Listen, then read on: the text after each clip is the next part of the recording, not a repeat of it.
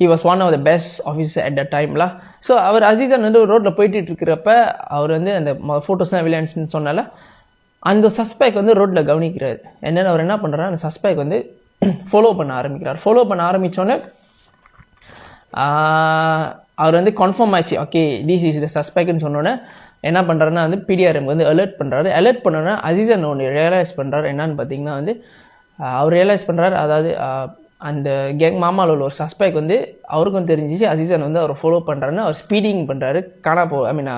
முன்னுக்கு ஒன்றா வேகமாக காடி ஓட்டிகிட்டு போகிறார். அண்ட் அவர் காணா போகிறதுக்கு முன்னே அசீசன்ட்ட ஒரு சிம்பிள் என்ன பண்ணுறாருன்னு பார்த்தீங்கன்னா காடி கண்ணாடியை திறந்து பாபாயின்னு காட்டுறாரு. அப்போ வந்து அசீசனுக்கு நல்லா தெரிய வருது அவர் வந்து அந்த சஸ்பெக்டுக்கு வந்து அசீசன் ஃபாலோ பண்ணுறாருன்னு தெரிஞ்சிச்சு. அட் த சேம் டைம் பிடிஆர்எம்க்கு என்ன தெரியுதுன்னு பார்த்தீங்கன்னா வந்து இந்த அமிடோன் அண்ட் அசீசன் பிரதர்ஸே வந்து இந்த கேங் மாமா ஃபாலோ பண்ணிகிட்டு இருக்காங்க. ஏன்னு பார்த்தீங்கன்னா வந்து அவங்களோட